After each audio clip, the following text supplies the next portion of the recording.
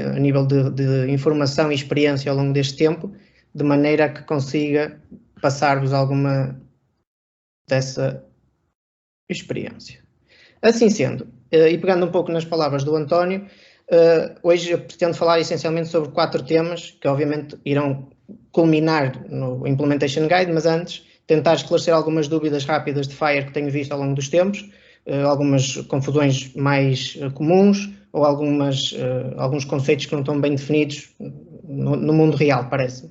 Depois falar um pouco de perfis FHIR, como é que se fazem, para que é que servem, que acabam por ser a base que sustenta os Implementation Guides. Depois entrar definitivamente nos Implementation Guides e depois deixar algumas questões em aberto para, como o António disse muito bem, a criação de um Technical Committee do Chapter HL7 para conseguirmos ter aqui um corpo de conhecimento e experiência no que toca à interoperabilidade e a FHIR em concreto. Assim sendo, como o António também mais uma vez disse muito bem, o FHIR tem tido várias versões. Aqui se calhar apenas adicionar que além da R4, que é normativa em alguns recursos, já está em desenvolvimento a R4B como um update a esta R4 e R5 está como desenvolvimento que também podem aceder no site build.fire para perceber as diferenças não só para a R4 como o aparecimento e desaparecimento de alguns recursos que ainda não eram normativos. Assim sendo, e pegando um pouco nas premissas do FHIR e se calhar também entrando já nas grandes diferenças face a HL7V2, por exemplo, se calhar em Portugal é aquilo que faz mais sentido falar, é que foi desenhado um pouco para funcionar por 80% dos casos, não tentar cobrir por defeito todos os casos possíveis que existem, porque a saúde só em Portugal já é muito heterogénea, a nível mundial mais o é, por isso focar num conjunto de recursos e de normas que pudessem cobrir 80% dos casos, mais ou menos. No entanto, não deixar os restantes 20% sem uma causa ou sem uma maneira de os resolver, por isso acaba por ser também mais uma premissa do FHIR, possibilitar extensões ou possibilitar uma resolução ou uma aplicação que funcione para os restantes 20%, embora exija um pouco mais de esforço. Outra questão que também é muito focada, e os Implementation Guides também são um exemplo disso, é que o FHIR é muito feito no foco da documentação, ao contrário, por exemplo, da HL7V2, cuja documentação, apesar de ser mais ou menos livre, é às vezes problemática não só de interpretar como de aceder. O FHIR muda um pouco esta lógica, este paradigma, e são sites bastante completos, na minha opinião, embora não isento de falhas, como seria de esperar, estão disponíveis na internet, toda a gente pode aceder e toda a gente pode comentar. E com isto também, não é, trazer um pouco um foco na implementação e nas necessidades, ou seja, não é só focado, como se calhar, a título pessoal posso dizer, se calhar uma das razões do HL7V3 ter funcionado menos bem era não ser, se calhar, tão focado na implementação e nas necessidades dos implementadores, mas mais na lógica dos modeladores e de quem desenhou essas normas achariam que iria funcionar no terreno, pronto, criando aqui um gap bastante grande de diferença de necessidades. Caminho de transição da V2, isto um título mais pessoal também, embora não há propriamente uma definição de como é que se faz uma transição da V2 para FHIR, mas em Portugal eu atrevo-me a dizer, e creio que quem está no terreno concordará comigo, que as implementações em V2 ainda vão estar cá durante muito tempo, não só por dificuldade de migração, como muitas vezes estão a funcionar bem e não se quer estar a alterar, ou nem sequer se vê necessidade de o fazer. No entanto, e com o avanço não só das tecnologias como da área da saúde em concreto, a V2 acaba por não dar um suporte tão intuitivo, tão fácil e tão robusto a muitas das tecnologias e processamento de dados que hoje em dia se começa a disseminar no espaço da saúde em concreto. No que toca a sistemas de apoio à decisão, análise de dados em concreto, o web, como o António disse e muito bem, o FHIR é muito mais robusto e muito mais resiliente para dar resposta a essas necessidades, enquanto o HL7V2 é extremamente complexo.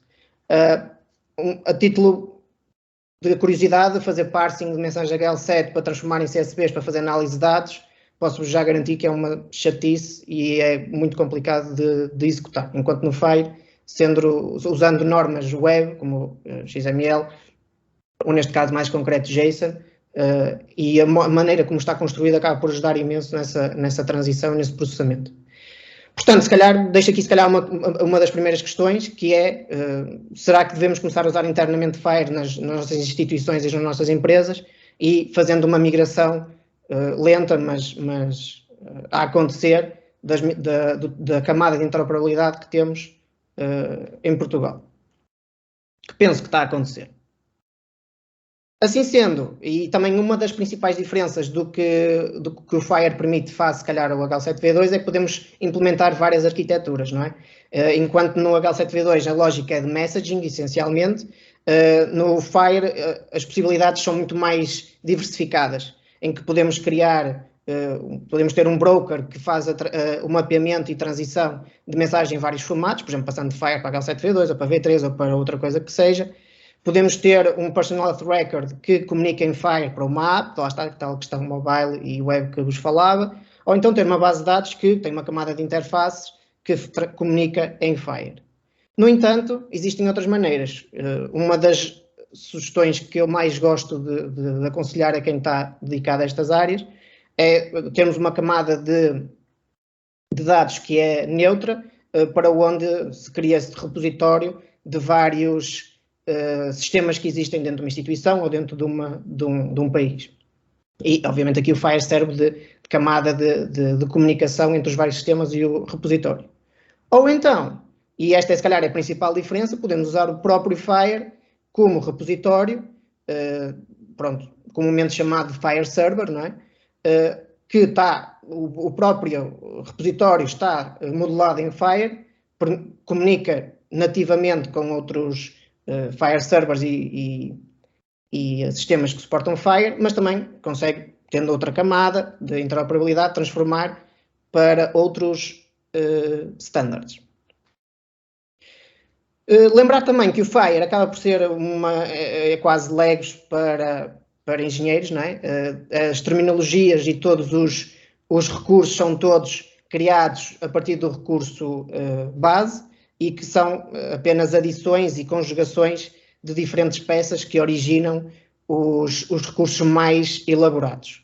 Lembrar também que existem várias opções de transporte, por exemplo, o GraphQL é muito usado em vez de REST para um conjunto de pesquisas mais complexas, digamos, embora também possa suportar SOAP. Também temos vários tipos de lógicas, por exemplo, messaging, documentos, típico de CDA, e tudo isso é facilmente implementável e está previsto no perfil. Assim sendo, nós conseguimos, com o Fire, não é? Aquela lógica que vos falava há bocado dos 80-20, conseguimos modelá-lo para que consiga cumprir ou consiga responder às necessidades que temos num determinado projeto. E a lógica que o Fire determina, e se calhar uma das poucas coisas que o Fire é pouco permissivo a alterações, é que a ideia é sempre criar mais restrições face à especificação base do Fire e não menos. Isto, idealmente, seguiria uma cadeia crescente, em que o Fire tinha a sua base de especificação, depois as entidades nacionais ou internacionais definiriam standards a esse nível, por exemplo, o IHE, o próprio HL7, as entidades nacionais que estão associadas a isso, e todos esses standards e entidades nacionais podem criar as suas próprias restrições. E pode chegar até um ponto em que se foca essencialmente num único projeto que estamos a idealizar num determinado ponto. Mas, obviamente, se nós conseguimos ir buscar chamemos já perfis, embora já vá entrar um bocadinho, explicar o que é isso, que já foram feitos a nível nacional ou a nível internacional nas SDOs, é sempre mais interessante, porque quer dizer que já alguém pensou naquilo, quer dizer que já temos uma lógica pré-processada e que nós podemos restringir aquilo que queremos efetivamente num determinado projeto. E então, o que é que são os tais perfis? Não é? Os perfis acabam, se calhar, ser uma das ferramentas mais úteis do Fire, na minha opinião, é quando nós conseguimos criar um recurso, que é, no fundo, uma derivação de um outro recurso, não é? Um perfil é apenas uma derivação restringida, não é? De outro recurso ou até de outro perfil que consiga adequar a um determinado caso que estamos a tentar aplicar. Por exemplo, o que é que tem a ver com estas restrições? Pode ser mudar nomes de elementos, pode ser restringir cardinalidades. Atenção, aqui isto é importante porque algo que é obrigatório na especificação base do Fire, embora sejam raros, não podem ser opcionais num perfil. É tal lógica de mais restrição e não menos. Porque senão depois isso iria quebrar a compliance entre vários sistemas Fire com base. Podemos restringir códigos, já vou entrar em Value Sets e Code Systems, indicar o que deve ser suportado, podemos alterar terminologias, fazer extensões, enfim, podemos aqui ter uma série de coisas.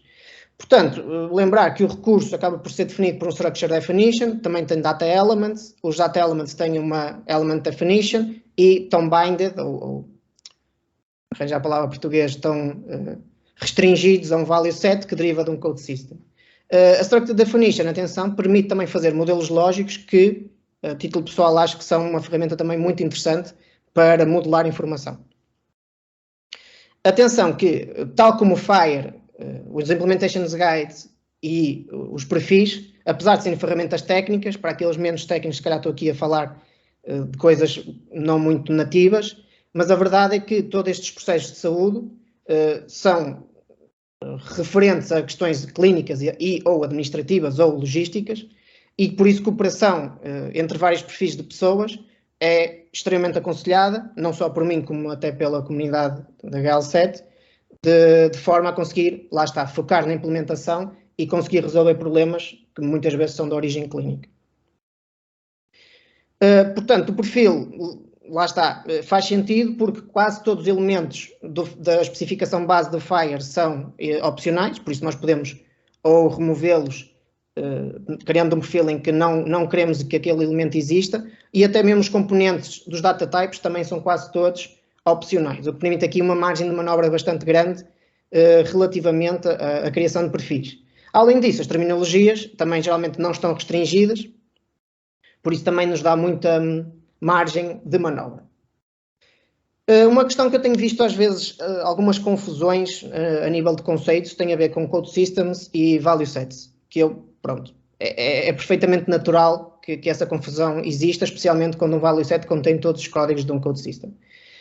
Mas, no entanto, os Code Systems têm a ver muitas vezes com a definição de conceitos, e por isso podemos aqui falar de SNOMED, LOINC e CD, mas também a nível até terapêutico, RxNorm, ATC ou NDF, as tabelas que existem já antigas, não é? Mas do H7V2, do V3, também podem corresponder a Code Systems, formulários terapêuticos, quer de PEM, quer de PIM, por exemplo, lista de MCDTs, lista de GDHs, opções de uma config table para o pessoal mais técnico, ou até os códigos de país. Pronto, tudo isto são definições de conceitos, são Code Systems.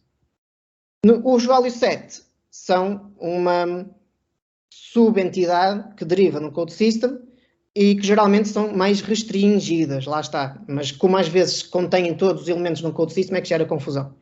Por exemplo, podemos usar só os códigos LOINCs que eu uso, num determinado hospital, por exemplo, todos os códigos LOINCs que são referentes a pedidos, só, porque estamos aqui a falar de um contexto de ordering, portanto só faz sentido ter esses códigos. Uma lista de MCTTs que é aplicável num determinado hospital, lista de medicamentos aplicável num determinado serviço e lista de princípios ativos existentes, mas sem alergia reportada. Isto é interessante porquê? Porque os Value Sets não necessitam de derivar todos do mesmo Code System. Pode ser uma junção de vários Code Systems. Embora isso não é muito aconselhado porque pode gerar confusão, mas é possível e podemos sempre adicionar coisas que façam sentido. Portanto, para tentar ajudar a esclarecer esta dúvida, o Code System é uma definição de conceitos e o Value Set são utilização de conceitos. Eu gosto desta maneira de pensar. Ou seja, o Value Set é mais orientado à prática, o Code System é mais orientado à definição. E lá está, pronto. Já tinha referido isto, mas um Value Set pode ter todos os elementos no Code System, ou uma porção apenas, ou pode ter códigos de vários Code Systems. Daí a necessidade de termos estes dois. Assim sendo, e o que é em concreto, o que é que pode ser um perfil? Aqui vou ser mais específico. Por exemplo, isto é o recurso patient, né, paciente, e, por exemplo, coisas que se pode fazer com um perfil. Exigir que se use o identificador nacional do utente, por exemplo, o código do utente ser específico do identificador e ser apenas esse identificador, por exemplo, quando ele aqui permite vários. Limitar, por exemplo, o nome a só a um único, ou seja, em vez de ter vários nomes, só pode ter um nome e esse é o nome que é usado daí para a frente para se referenciar àquele paciente. O marital status, por exemplo, ele é extensível e isto é mais outra confusão que eu costumo ver a nível de required e extensível. O que é required? Quando o binding de um value set é required, quer dizer que temos que usar os códigos que são referidos no standard, na especificação base do Fire. Quando é extensível, quer dizer que, e aqui é que é a diferença, se tivermos um conceito que é representado pelo código que está referido, devemos usar esse código. Mas se tivermos outros conceitos que não estão presentes, podemos estender, daí o nome, para outros códigos que representem os conceitos que queremos abordar.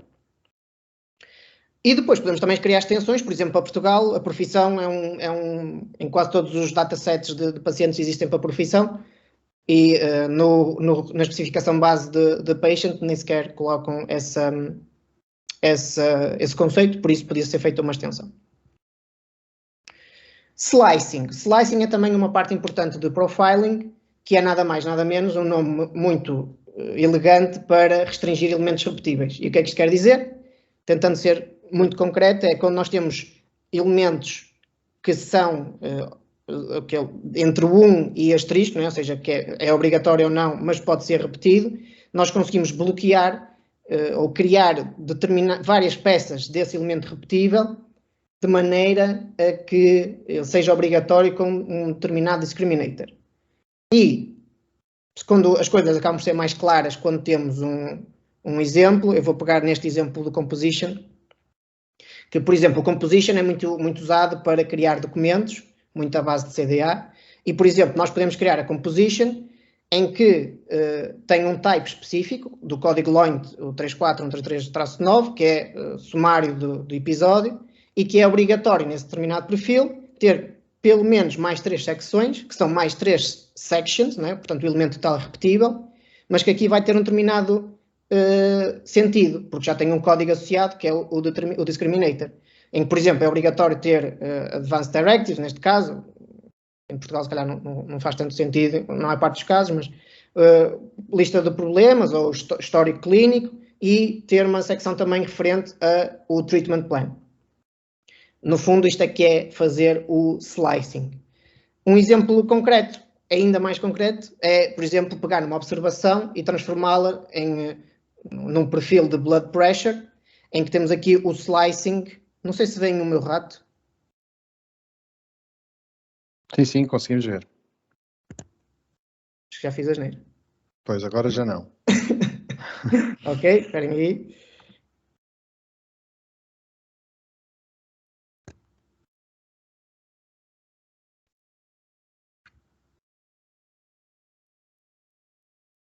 Ok, já estou de volta, não é? Sim, correto. E vemos o rato.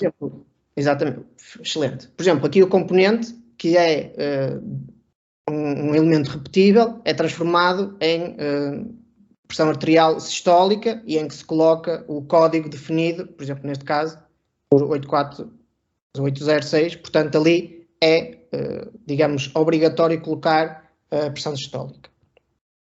Este é um exemplo muito simples, mas é possível ser feito para quase todos os conceitos. Apesar de eu ter falado muito de perfis e eu gostar muito de perfis, é possível ser compliant com Fire sem perfis e é possível usar a especificação base do Fire corretamente e largamente sem necessidade de usar perfis ou de criar um perfil. Porquê? Porque primeiro devemos olhar para aquilo que existe. Sei muitas vezes que o Fire em Portugal acaba por ser muitas vezes mapeamentos da HAL7v2 para Fire, quando são coisas que são legacy. mas primeiro tentar perceber e tentar encaixar aquilo que já existe, e o Fire também ajuda bastante em mapeamentos HL7V2 e Fire, para conseguir enquadrar, não fazer perfis só porque sim. Depois, tentar sempre usar as terminologias propostas, também não desistir logo à primeira em tentar encontrar terminologias que façam sentido daquelas que são propostas, e sempre que temos um Fire Server e que faça sentido, expor as capacidades, quer dos perfis, quer do que suporta, em Capability Statements. Isto é só para dizer que não é necessário sistematicamente estar a criar novos perfis. E além disso, se já existir, além de ver os recursos base, é importante, tentar ver outros perfis que já existam. Para não estar a lógica de Fire, da comunidade, é nunca estar a tentar reinventar a roda, tentar perceber sempre aquilo que outras entidades já fizeram, aquela lógica do triângulo que eu falava há pouco, de tentar perceber outras entidades que já o fizeram e que possamos restringir sob esse perfil que já foi executado. Até agora, alguma questão? Estejam à vontade. O chat não consigo ver, mas podem interromper que eu respondo se conseguir. Sim? Não? Ok, pronto. Vamos então ao tema, né, que nos trouxe cá, efetivamente, que são os Implementation Guides, que acabam por ser um somatório das coisas que eu referi até agora. Acaba por ser juntar perfis com requisitos funcionais, que são extremamente importantes na minha opinião, com requisitos técnicos, pronto, que esses também obviamente são importantes, mas são mais comumente abordados, e tudo isto cria um Implementation Guide. Acaba por ser o Implementation Guide, na sua forma física, chamemos-lhe assim, acaba por ser uma publicação web que serve, pronto, colmatar a necessidade dos implementadores, mas mais do que isso, ter descrito todas as vertentes de uma integração, chamemos-lhe assim, de uma ou várias integrações. E com isto eu quero dizer que existe narrativa, existem exemplos que são extremamente importantes, existe a especificação, quer técnica, quer funcional, existem testes, que também são extremamente importantes, e pronto, o guia de implementação também pode ser definido como uma estrutura, como um recurso Fire, lá está aquela lógica dos Legos que eu vos falava, e tudo isto faz parte, são componentes do Implementation Guide. Assim sendo, já abordei um bocadinho esta questão, são um conjunto de recursos Fire, quer sejam recursos base, quer sejam perfis. A parte da documentação são extremamente importantes, porque ajudam não só a perceber porque é que se fez aquilo, para que é que se está a fazer aquilo e quem são os atores que estão envolvidos numa determinada implementação. Também uma coisa interessante dos Implementation Guides é que podem servir como suporte para validações. Por exemplo, quase todos os validadores Fire que estão disponíveis na internet, Fire e HL7 no geral, todos eles são compliants com um input adicional, que acaba por ser um Implementation Guide ou um perfil, que permite analisar se uma mensagem, ou um documento, ou um recurso, está compliant com esse Implementation Guide ou perfil. E os Implementation Guide também acabam por servir de suporte técnico a essa validação. Mais uma vez, tal como os perfis, Implementation Guides podem ser desenhados sobre outros Implementation Guides, pois há aqui uma lógica recursiva que eu acho que é bastante interessante, e pronto, também já tinha dito isto, mas existe um recurso específico Fire, que é a Implementation Guide, que contempla todas estas questões. Mais concretamente falando, os Implementation Guides, não sendo obrigatório nenhum destes pontos, mas geralmente têm Code Systems e Value Sets, que tiverem que ser definidos, Concept Maps para fazer mapeamentos quer entre conceitos ou recursos Fire, quer entre Fire e outros standards, quer HL7, quer não, e Naming Systems.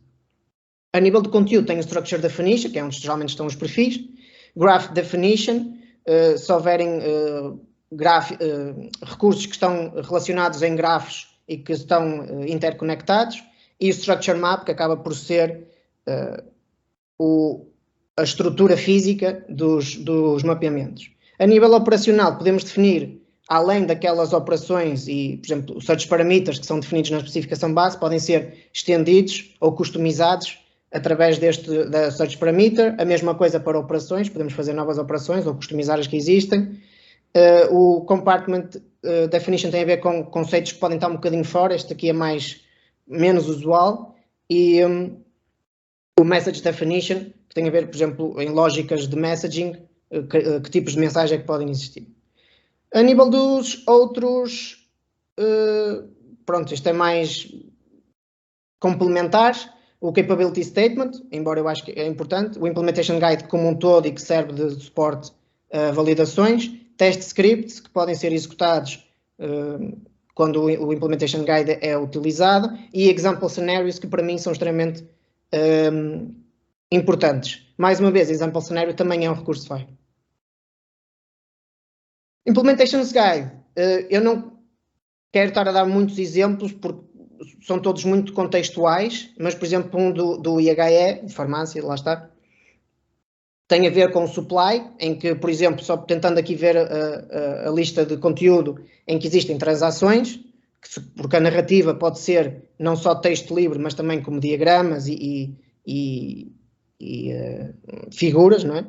Os artefactos acabam por ser não só os modelos lógicos, quando aplicável, como os próprios perfis, e obviamente os use cases é tal parte mais tradicional da narrativa, em que se explicita mais especificamente, passa a redundância, o que é que se pretende executar, o que é que se pretende comatar com um determinado Implementation Guide.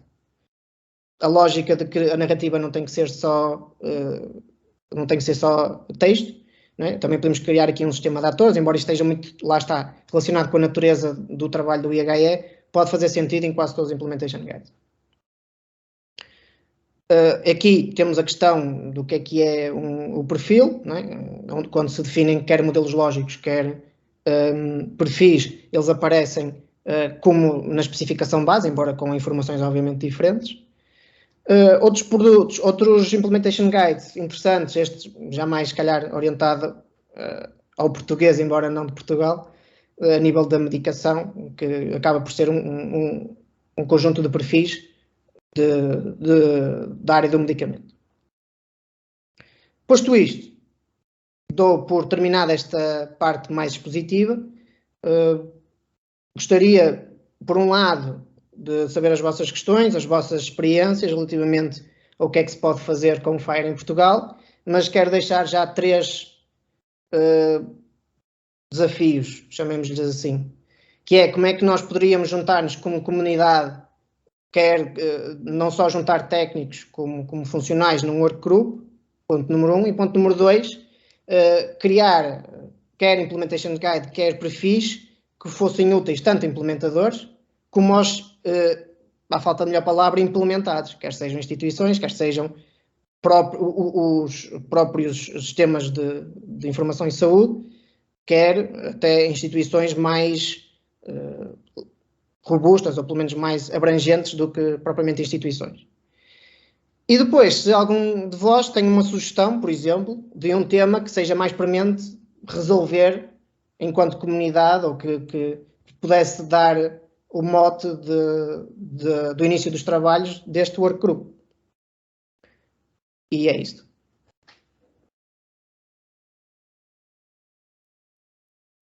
Questões? Ficamos agora à disposição, então, dos contributos de quem queira fazer perguntas ou afirmações. Carlos Sousa, creio que foi o primeiro a solicitar a participação. Carlos? Sou um desesperado. Uma pergunta rápida.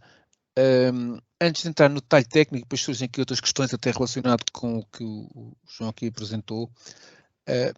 Sem muitas organizações, nós já temos várias implementações em diferentes versões do HL7 com diferentes players no determinado ecossistema. Ao queremos começar, digamos assim, a desenvolver algumas implementações utilizando FAIR, como é que é a melhor maneira de começar? Devemos montar um novo broker, um Enterprise Service Bus central e depois articular com os fornecedores que já existem, ou devemos, no próximo use case que nós precisemos de implementar com um novo player, uma nova entidade, ou com alguma entidade do meu ecossistema, da organização onde eu estou, devo desafiá-lo então para reconstruir e criarmos as condições para começar a criar um mecanismo FAIR para articular um determinado contexto clínico. Qual é que é a melhor prática, considerando esta dependência de percurso? Sim. Antes de mais, Carlos, em que ponto de vista é que queres que eu te responda? Do ponto de vista da instituição de saúde ou de fornecedor de software? Sou um bocadinho diferente. Para já, instituição de saúde, porque Sim. no fundo eu acho que parte daí, não é? Eu acho que a instituição de saúde, e obviamente aqui é a minha opinião, obviamente, acaba por, se calhar, ponto número 1, ter cadernos de encargos mais robustos, novas implementações, sem dúvida, não digo exigir, mas pelo menos considerar sempre primeiro, se é possível, implementar em Fire. Pegando um pouco na lógica do que acabei de abordar, criar implementation guides ou perfis, pelo menos, que consigam explicitar ou documentar muitas vezes, que é algo que não é fácil de ver em muitas instituições, o que está a ser feito.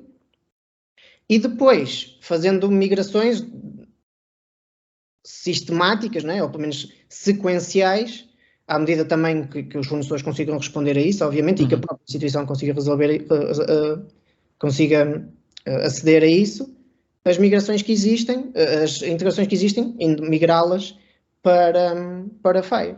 Ok, podemos conviver tendo um legacy e ir fazendo evoluindo os conectores e as ligações. É isso que estás a dizer? Sim, sem dúvida. Ou seja, eu acho mesmo que as integrações em HL7V2 ainda vão continuar aqui por muito tempo. A minha expectativa é que a percentagem do que corresponde a HL7V2 ao longo dos tempos vá diminuindo. A velocidade pode não ser aquela que eu gostaria, ou que todos nós gostaríamos, mas eu acho que é esse que vai ser o caminho. É só uma questão de velocidade. Ok, obrigado. Mais questões? Tinha visto uma pergunta, Miguel Silva queria endereçar alguma pergunta?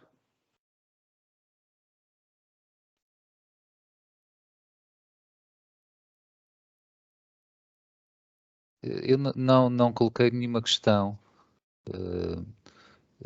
Por acaso tinha inicialmente pensado numa questão, mas este último slide do João Almeida respondeu, que é no sentido de, em comunidade, tentar definir os perfis, de maneira a que depois possa promover a reutilização. Era mais nesse sentido, mas está respondido. Muito obrigado. Não sei como é que surgiu a questão, porque eu não cheguei a fazer nenhuma questão. A mim parece-me que se calhar há outro Miguel Silva, não sei. É que eventualmente há outro. Tinha ficado com a percepção de que tinha levantado a sua mão com este gadgetzinho que é o raise hand, que está para... não sei, se calhar foi sem querer. Mas okay, obrigado, não. De qualquer forma, obrigado. Mais perguntas. Temos aqui um comentário no nosso chat do Ruben Fernandes, que diz que, como sugestão, poderia ser a implementação de Fire para o RNU. Ruben, se quiseres dar algum contributo ou alguma informação adicional sobre isto, também poderemos ouvir-te. Sim, é só para substituir a nossa API da RNU, que é somente proprietária, e tendo a possibilidade de utilizar Fire para alguns dos recursos disponíveis, como o recurso paciente, no RNU como forma de escrever os dados que estão lá presentes, seria uma forma mais standard de fazer, mais fácil para as outras instituições que querem receber estes dados. Por isso acho que seria um bom primeiro passo a ser abordado em Portugal. Se me permite, então, pegando aqui nas duas comentários que foram feitos, a nível, antes de mais, de criação do workgroup e de criação destes perfis, eu vou deixar, tenho aqui o meu e-mail e deixo à vossa descrição, se quem quiser participar neste workgroup, que me manda um e-mail. Em alternativa, que eu considero até mais simples, o Chapter HL7 tem um Slack, que o António, se puder, vai fazer o favor de colocar no chat, se faz favor, que lá é onde estão pelo menos reunidos muitos dos associados, aliás, mesmo todos os associados e muitos que não são associados, mas que se interessam por estas temáticas, e de certeza que lá me poderão encontrar, a mim, o António, o Carlos, quem quiserem, para começarmos a compilar um conjunto de nomes para que estejam interessados neste workgroup e pegando agora no segundo ponto, a nível de Implementation Guide ou perfil para o RNU, poderia ser interessante uma perspectiva de sugerir um conjunto de dados, um conjunto de parâmetros, ou um conjunto de requisitos para estar disponível para toda a comunidade, mas a nível de implementação, pronto, isso depois é que teria de ser analisado, neste caso com a SPMS, para o executar. Mas a nível de conceito faz todo sentido, claro.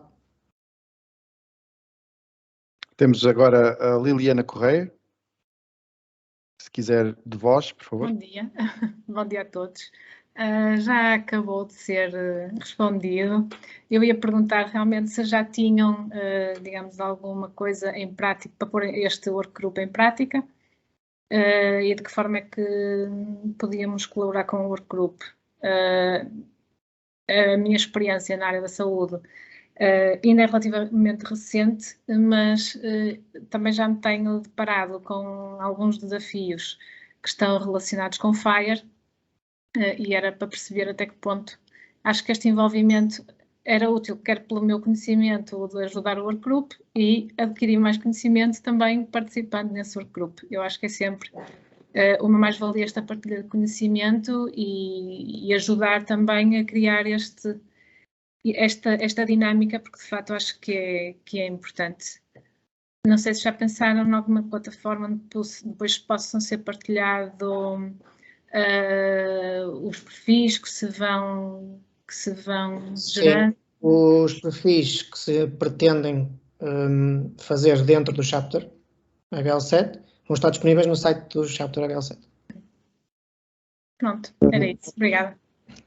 Obrigado, Eliana. Deixar também a nota, que eu percebi pelo teu comentário, que atenção, não é preciso conhecimento técnico para estar no grupo. Aliás, até faço questão de ter pessoas que sejam mais da área funcional, porque muitos dos casos que eu acho que serão interessantes analisar, lá está, envolvem uma coligação, uma cooperação entre pessoas que sabem implementar as coisas e pessoas que sabem para que é que as coisas devem ser feitas. Eu estou ali meio no meio, não é? Mas é sempre importante arranjar alguém de ambos os lados.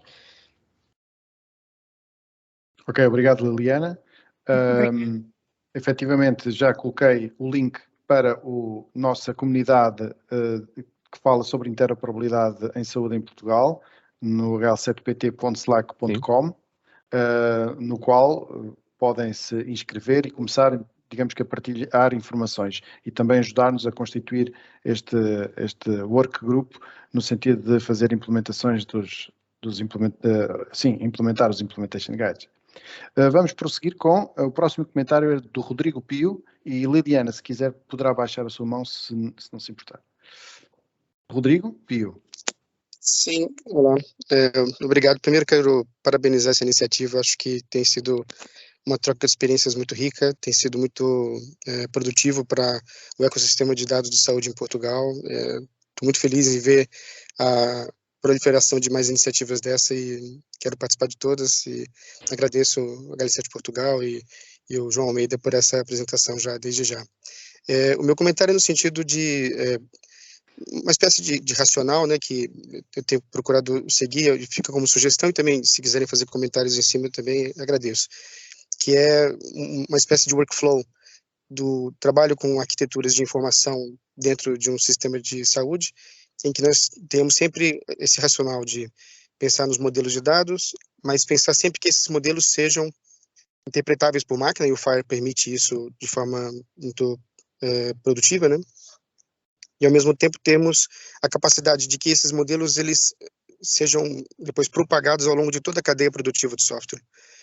Isso é importante porque se nós isolarmos os modelos, como os Implementation Guides que estamos discutindo aqui, em silos, que sejam, né, somente, por exemplo, modelos conceituais ou modelos interpretáveis por máquina, mas que não sejam depois propagados através das outras camadas de software, como as camadas de desenvolvimento do software, as camadas de validação, os servidores, nós corremos o risco de dificultar tanto a implementação, quando eu digo implementação de software mesmo, quanto depois a manutenção dessas estruturas e a manutenção do software que se utiliza dessas estruturas. Eu dou o exemplo do Fish, né, que é aquela linguagem Fire Shorthand, que permite fazer a criação de implementation guides de forma muito concisa e depois de fácil manutenção, e utilizar os mecanismos. Eu até recomendo um artigo do José Costa Teixeira, que eu acho que foi divulgado pelo David Hay, né, que é um dos expoentes do Fire, né, para utilizar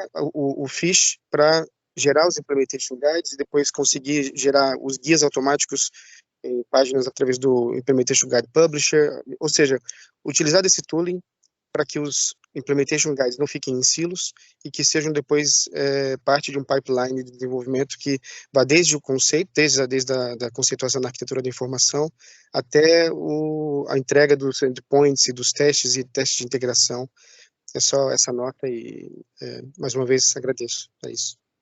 Rodrigo, antes de mais, tenho todo o prazer em que estejas no workgroup. Acho que vai ser uma excelente adição.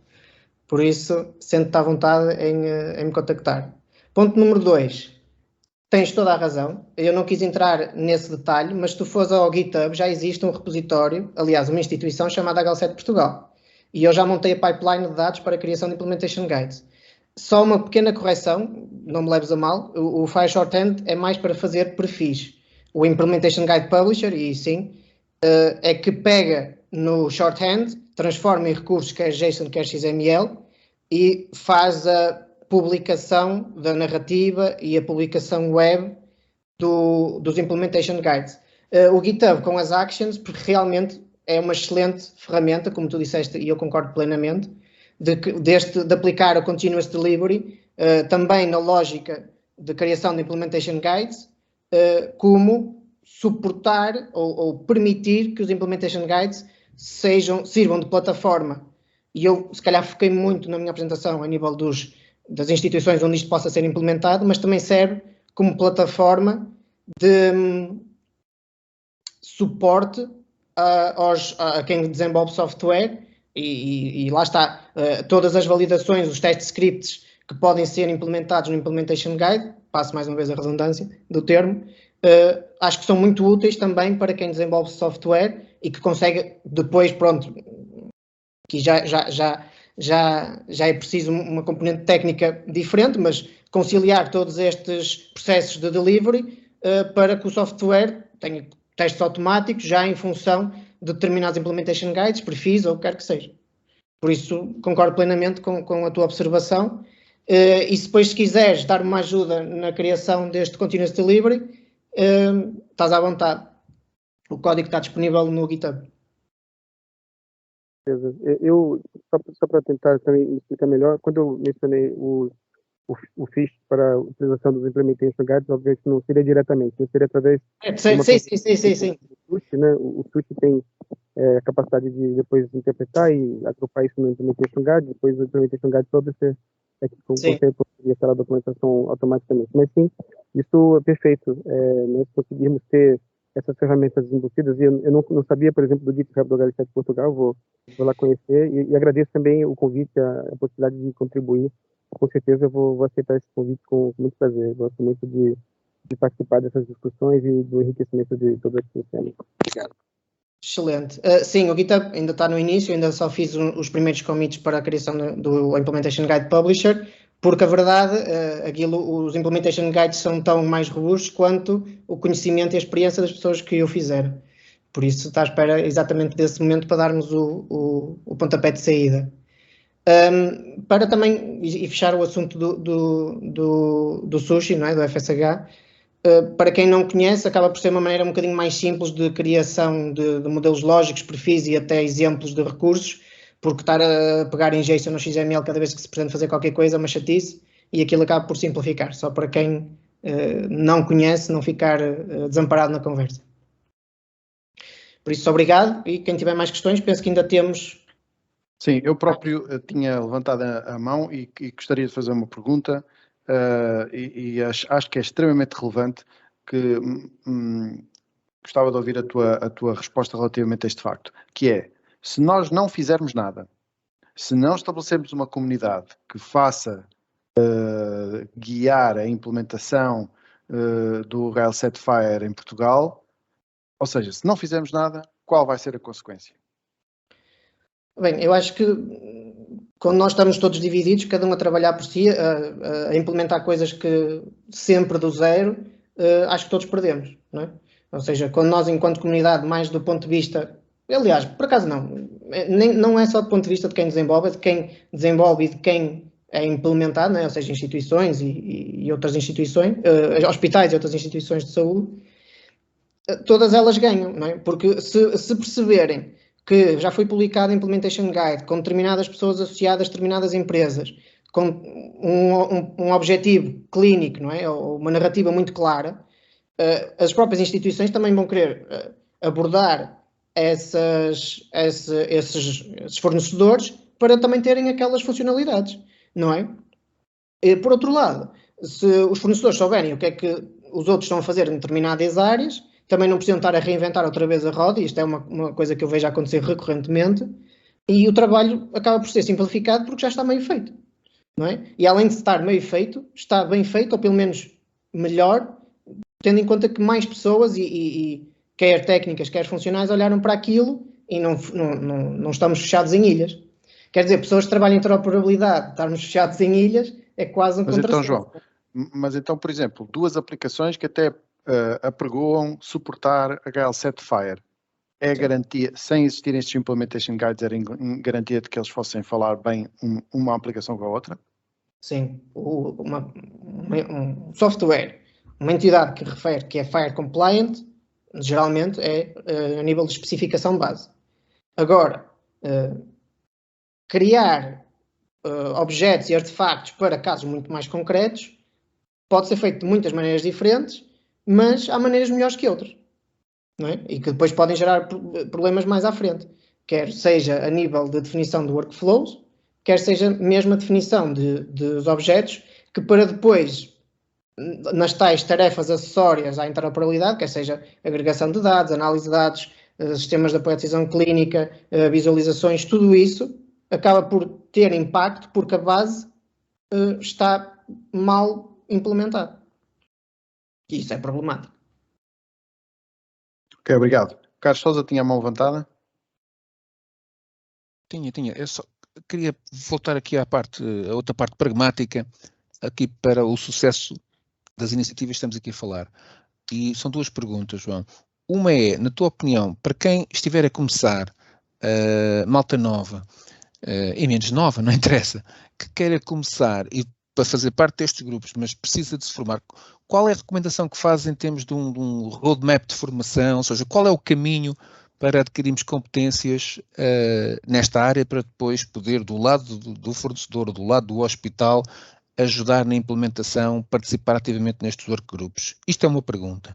A outra pergunta é, para mim, um workgroup em Portugal, porque isto é quase tudo carolice, não é? Nós não temos, ao contrário de outros países que têm outro tipo de meios, estão nos Estados Unidos, etc. Existem sempre fundos vindos não sei de onde, que depois suportam muito bem o associativismo e as organizações civis, digamos assim, para criar standards e depois todos seguem aquelas normas. Nós por cá tentamos fazer alguma coisa, mas se não acertarmos no caminho, acaba por ser inglório. E acertar no caminho, para mim, significaria encontrar de facto um use case, um problema que fosse necessário resolver por parte do mercado, e por parte do mercado estou-me a referir à SPMS ou às empresas, e tentarmos que este grupo de trabalho pudesse ajudar em algo muito prático, porque assim tínhamos o apoio das empresas ou das entidades que querem ver esse problema resolvido e aproveitávamos o útil ao agradável, digamos assim, fazer uma coisa boa, mas que tenha uma aplicação prática imediata. E sobre isso, eu não sei, está aqui muita gente, há colegas da SPMS que têm de certeza N problemas para resolver. Eu pessoalmente, nos hospitais onde já trabalhei e naquele onde estou agora, posso dizer que o mesmo fornecedor é obrigado a implementar de maneira diferente no mesmo ecossistema uma troca de mensagens, seja dados demográficos, seja algo mais complicado, às vezes é obrigado a implementar de maneira diferente a mesma informação por causa do fornecedor com quem está a interagir. Cá está o tal silo deste integrador que está a integrar. Não interessa, não vale a pena. Até posso falar só de membros do grupo do HL7. Se a SABAIMI está a integrar com a STMIZ ou a SPMS está a integrar com a Glint, ou a Glint está a integrar com outra coisa qualquer, muitas vezes são obrigados a fazê-lo de maneira diferente. Ora, isto é do mais ineficiente que pode haver, o mais caro que pode haver, a gestão a manutenção que representa. Quando falamos de problemas, eles estão bem à vista pelo facto de não nos organizarmos. E, portanto, eu dava já um exemplo prático. Por exemplo, todos os hospitais a nível nacional, na área da cardiologia, são obrigados a comunicar, entre aspas, a comunicar para a Sociedade Portuguesa de Cardiologia um conjunto de informação para uma base de dados nacional que existe, que estuda imensas coisas. Há múltiplos registros nacionais de cardiologia de intervenção, etc., hemodinâmica, etc. Todos os hospitais e que têm diferentes softwares na área de cardiologia, depois interagem com a Sociedade Portuguesa de determinada maneira para conseguir passar essa informação. Uns transcrevem os dados para um determinado formato, outros já têm uma integração que inventaram com a base de dados. Que tal, por exemplo, articularmos entre as empresas que têm de fazer esta comunicação do lado dos hospitais? Temos a Cardiobásica, até mesmo do HL7, temos a Siemens, podemos ter a GE, não sei se temos a Philips, a BAIMI, eu sei lá quantas empresas é que estão a trabalhar na área da cardiologia, e do lado do repositório nacional, que tem que receber essa informação para tratar esses dados, que são importantíssimos do ponto de vista de epidemiologia. Cá está um use case em que podíamos, por exemplo, usar esta terminologia para normalizar toda esta integração a nível nacional. É um exemplo que eu estou a dar, pode haver outros até se calhar que sejam um quick win. Fica o meu contributo. Bem, Carlos, por partes. Primeira questão, a nível de roadmap. Por um lado, existe a formação mais tradicional, e até o chapter do HL7 tem lá no site as que estão disponíveis, quer em Portugal, quer a nível internacional, que é sempre importante. Aliás, é vital. Mais do que isso, por exemplo, juntarem-se ao workgroup, ou juntarem-se, ou porem as mãos na massa, que eu acho que realmente quando se faz a implementação é realmente quando se aprende mais, porque se bate com um conjunto de barreiras reais, não é?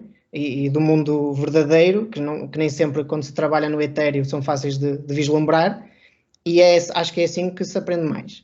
Segundo ponto, e pegando concretamente no teu caso, e aqueles que já foi abordado, por exemplo, quer RON, RNU, a nível do exemplo que deste de cardiologia, todos eles seriam excelentes exemplos para conseguirmos trabalhar. Por exemplo, imagina, com a Sociedade Portuguesa de Cardiologia e outras associações de cardiologistas ou até de doentes, juntos connosco, com a SPMS e com um conjunto que tu elencaste de fornecedores, definimos enquanto comunidade portuguesa como é que vamos fazer a transferência de informação, como é que a interoperabilidade vai acontecer, mas com objetivos muito concretos definidos, lá está, pela componente funcional, que é analisar os dados, que dados são necessários, como é que vamos fazer os procedimentos de segurança, como é que vamos fazer transformações caso sejam necessárias e como é que vamos validar a compliance, quer das instituições, quer dos fornecedores, de uma maneira objetiva e fácil, relativamente a esse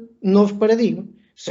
Obviamente são todos excelentes exemplos e, aliás, pode ser interessante, como tu disseste, e muito bem, eu concordo, as empresas podem abordar o chapter numa perspectiva de ter consultoria relativamente a problemas que estão a ter e pronto, nós já tendo aqui conseguido conciliar um conjunto de experiência que eu acho que é extremamente relevante, obviamente vamos ter todo o gosto em fazê-lo.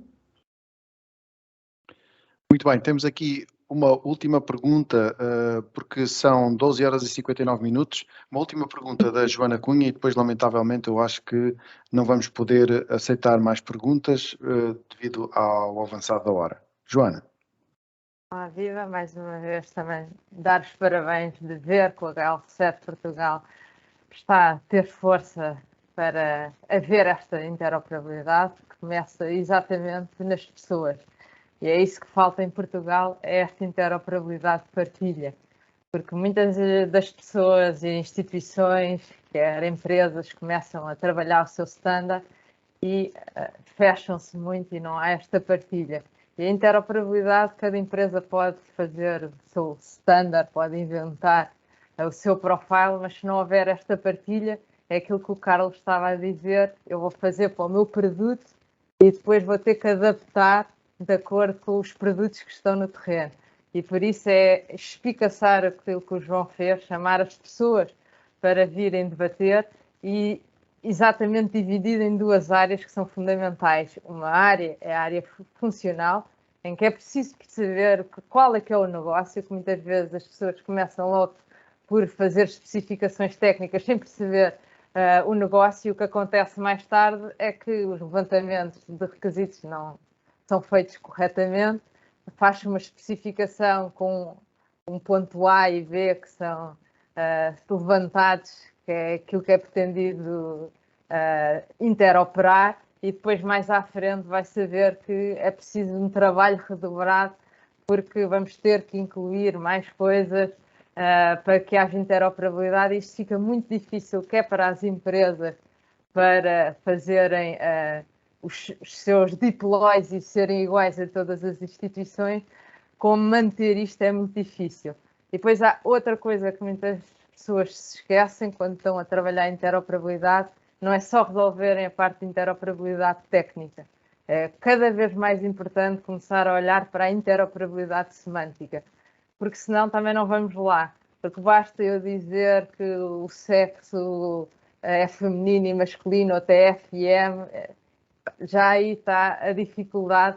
Portanto, e muito bem o João referiu de utilizarem standards internacionais e que haja depois um mapeamento para cada uma das tipologias, se assim houver essas dificuldades. Portanto, mostrar mais uma vez toda a disponibilidade, mas pôr as mãos na massa de definirmos qual é que será um primeiro use case e todos os envolvidos se quiserem juntar, porque isto é mesmo para termos aqui interoperabilidade, não só a nível de empresas, instituições, mas quisermos ir lá para fora a ver esta interoperabilidade, é trabalharmos em conjunto para que os sistemas possam evoluir e possamos ter cada vez mais a documentação estruturada e que se possa analisar dados com base em standards e trabalhar esta documentação. Portanto, mais uma vez, parabéns ao João por dar a cara por este desafio, vai espicaçar toda a gente para se envolver e não só dizer sim. Isto tem que haver mais mãos ao trabalho. É isso. António. Muito bem. João, não sei se queres fazer algum comentário final. Não, acho que já falamos sobre tudo. Estejam à vontade para me contactar, quer sobre o workgroup, quer coisas que se eu souber e puder ajudar, o farei. E vemo-nos numa próxima oportunidade. Muito bem. Quero agradecer a participação de todos neste webinar do HL7 Portugal. Não se esqueçam de que o HL7 Portugal é uma associação sem fins lucrativos cujo único objetivo é o de promover esta interoperabilidade, mas, assim como também a Joana disse e ressalvou, sem o vosso contributo às pessoas, nada conseguiremos fazer. Portanto, precisamos imenso do vosso contributo e colaboração para conseguirmos melhorar a interoperabilidade em Portugal. Obrigado a todos e encontramos e falamos na comunidade, nos canais do Slack, onde agora continuamos a manter estes diálogos. Obrigado. Obrigada.